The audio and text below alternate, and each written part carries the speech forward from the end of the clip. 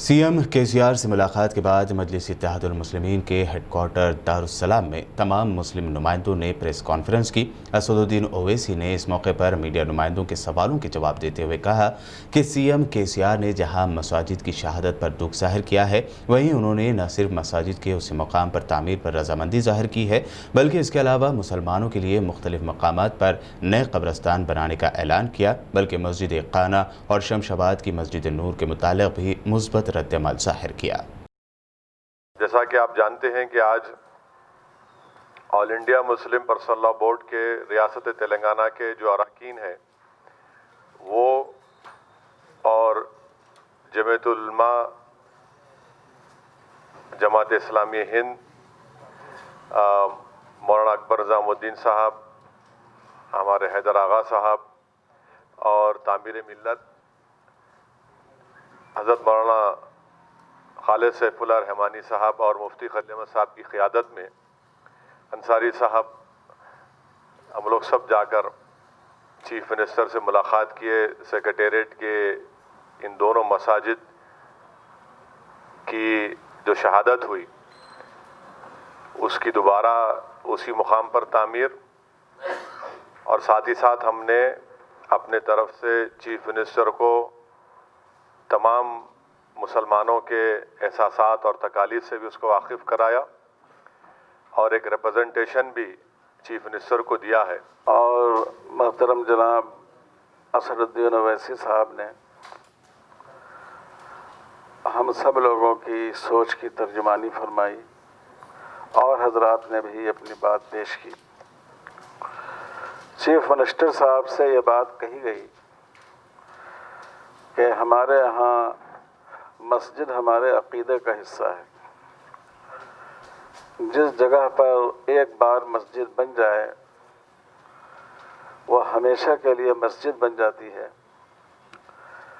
और जिसने मस्जिद के लिए उस जगह को वक्फ किया है उसका भी उसमें कोई इख्तियार बाकी नहीं रहता है, वो भी उसका मालिक नहीं रहता है, वो उसकी हैसियत को बदल नहीं सकता है।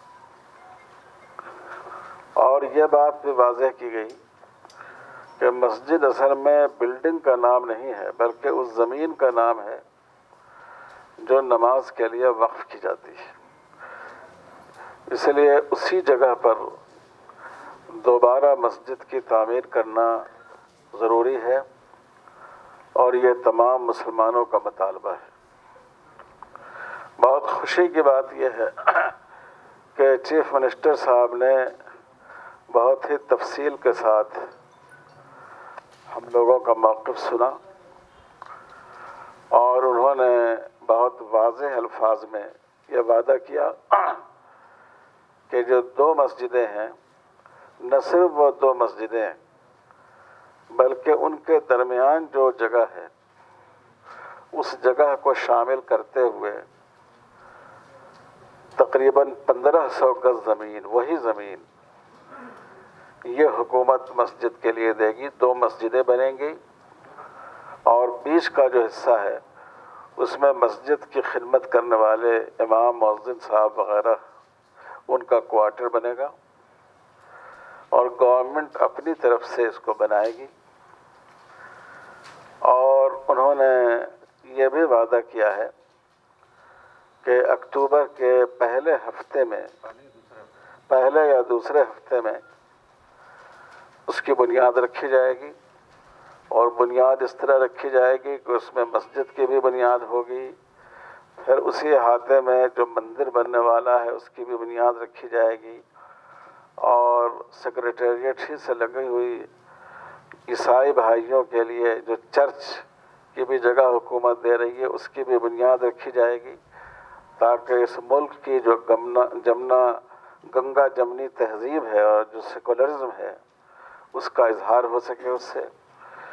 तो यह भी उन्होंने वादा किया, और उसके नक्शे के लिए भी जो ऑफिसर्स हैं उनको उन्होंने हिदायत दे दी। तो हम लोग उनकी बात से बहुत ही मुतमईन हुए, पूरी तरह मुतमईन हुए। हमारे जज्बात की तस्कीन हुई, हमारे मुतालबात की तकमील हुई, और हमें पूरी उम्मीद है कि इंशाअल्लाह पहले जो मस्जिद थी उससे ज़्यादा शानदार मस्जिद اور اس سے زیادہ وسیع اور کشادہ مسجد انشاءاللہ اسی جگہ پر تمام سہولتوں کے ساتھ تعمیر ہو جائے گی۔ تو یہ بہت خوشی کی بات ہے۔ ہم لوگ تلنگانہ گورنمنٹ کے سی ایم کے بھی شکر گزار ہیں، اور ہم مجلس اتحاد المسلمین کے قائد جناب اسدالدین اویسی صاحب کے بھی شکر گزار ہیں کہ اس میں ان کی کوششوں کا اور ان کی جد و جہد کا بڑا دخل ہے۔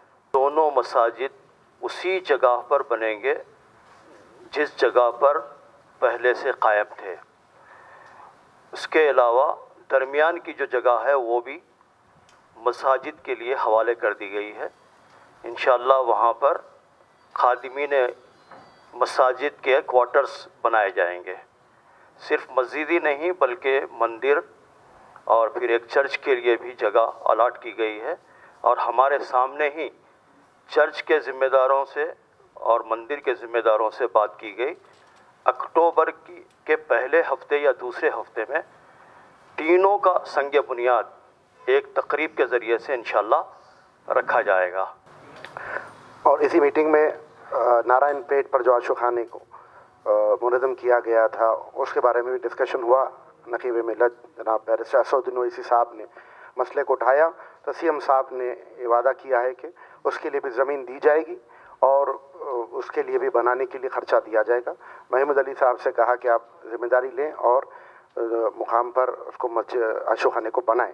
تو ہم شکر گزار ہیں جناب KCR صاحب کے، ہوم منسٹر صاحب کے، اور نقیب ملت بیرسٹر اسدالدین اویسی صاحب کے، اور حبیب ملت جناب اکبرالدین اویسی صاحب کے، کہ ان کی کامیاب نمائندگی پر عاشقانہ انشاءاللہ بنے گا اور گورنمنٹ اپنے اخراجات سے وہاں پر بنائے گی۔ والسلام علیکم ورحمۃ اللہ وبرکاتہ۔ حضرات، بڑی دیرینہ کوشش کے بعد آج سی ایم سے ملاقات کا موقع ملا، اور بہت ہی جیسا کہ خالد سیف اللہ رحمانی صاحب اور حامد محمد خان صاحب اور ہمارے دوست نے جیسا کہا کہ بتکرار انہوں نے یقین دلایا کہ انشاءاللہ مسجد کا افتتاح، دونوں مساجد کا افتتاح اسی جگہ پر ہوگا جس جگہ وہ مساجد کا وجود باقی تھا، اور وہ مندر بھی جو ہے اس کو بھی قائم کیا جائے گا اس جگہ پر۔ تو یہ تیقن ہم کو اس بات کا اطمینان دلاتا ہے کہ گزشتہ چند روز سے جو ہم میں بے چینی پائی جاتی تھی وہ انشاءاللہ دور ہو جائے گی عنقریب۔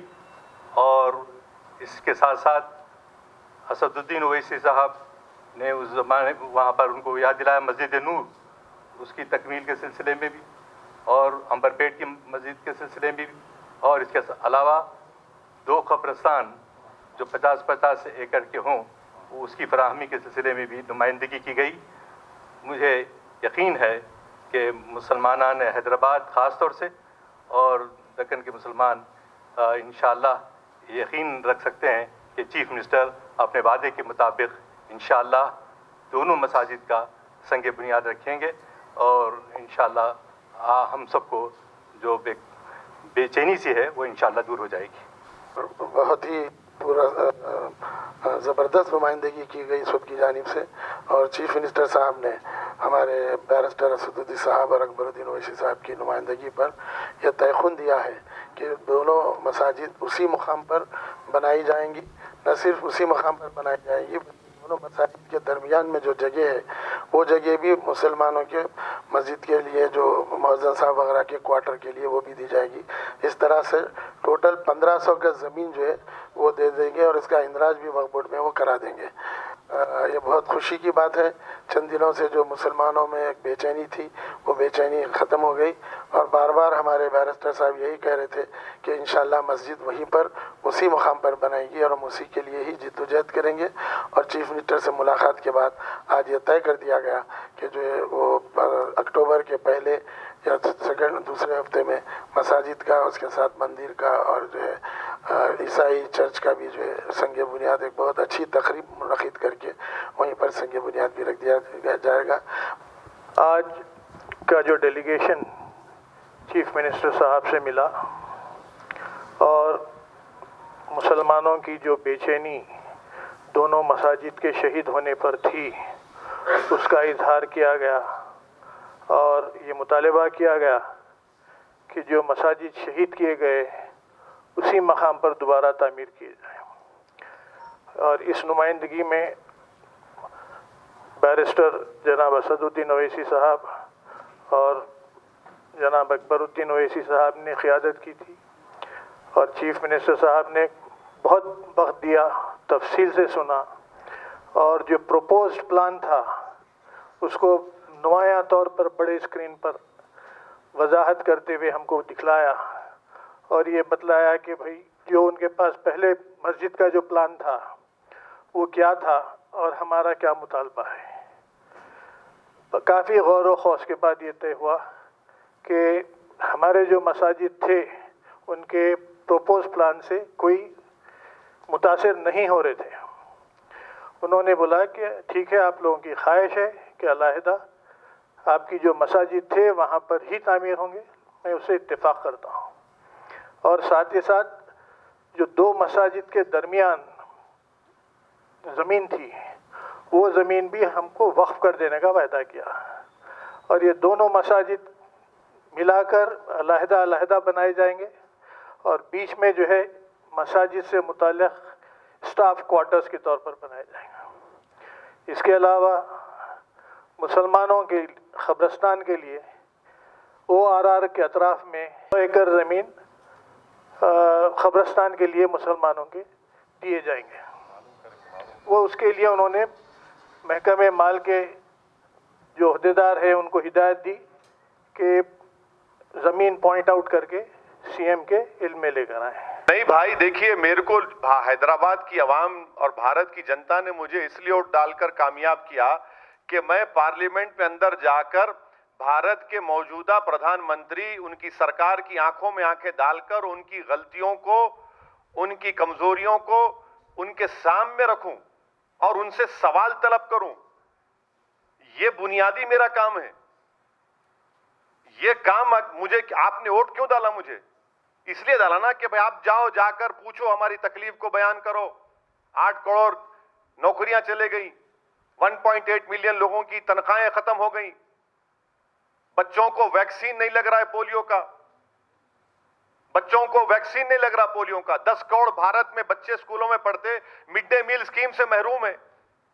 ये पूछने के लिए तो मेरे को वोट डाले ना, जो 40 डिग्री टेम्परेचर में औरतें खड़े रह के वोट डालते। अब जो सरकार वही नहीं करना चाह रही, तो अच्छा है, देश की जनता के सामने एक्सपोज हो रहे नरेंद्र मोदी कि पूरे कोविड क्राइसिस में नरेंद्र मोदी ऐसा एक प्रेस कॉन्फ्रेंस नहीं किए। दुनिया का हर प्राइम मिनिस्टर, हर प्रेसिडेंट प्रेस कॉन्फ्रेंस किया, मगर नरेंद्र मोदी प्राइम मिनिस्टर सिर्फ देश को आकर अपने वीडियो से ज्ञान देते थे, थाली बजाओ, दिया जलाओ। क्या थाली बजाने से, दिया जलाने से कोविड कम हुआ? उस वक्त भी मैं बोला था, तो तमाम मीडिया के लोग बोले कि आप अपना भड़काऊ भाषण दे रहे। आज आप देख लिए क्या हो रहा। रोज 70,000, 80,000 केसेस हो रहे, रोज हो रहे, कम नहीं हो रहे। मगर नरेंद्र मोदी से कोई नहीं पूछते कि सर थाली बजाओ बोले आप, दिया जलाओ बोले, लाइट बंद करो, क्या हुआ उससे? एक प्रेस कॉन्फ्रेंस प्राइम मिनिस्टर करने तैयार नहीं है। अरे भाई, आप चलो, आप पूरों को नहीं बुला सकते तो सेलेक्टिव लोगों को बुला के कर लो, कम से कम हमारे कलेजे को सुकून हो जाएगा कि मेरा प्रधानमंत्री प्रेस कॉन्फ्रेंस किया। तो यही तो चीज है कि अकाउंटेबिलिटी नहीं होनी चाहिए, क्वेश्चनिंग नहीं होना गवर्नमेंट की, और सिर्फ ज्ञान देते रहेंगे, ज्ञान देते रहेंगे, और उसका क्या, ज्ञान का क्या असर निकल रहा है। आज आप देखिए कि पार्लियामेंट में कोविड की वजह से क्वेश्चन आवर नहीं होगा, मगर कोविड की वजह से नीट का क्वेश्चन पेपर में बच्चे जाके एग्जाम लिखेंगे। पार्लियामेंट में क्वेश्चन आवर नहीं होगा, मगर कोविड की वजह से बच्चे जेईई का क्वेश्चन लिखेंगे। और नरेंद्र मोदी क्वेश्चन आवर में क्वेश्चन का जवाब नहीं देंगे, बच्चों को बोले जाकर क्वेश्चन का आंसर करो।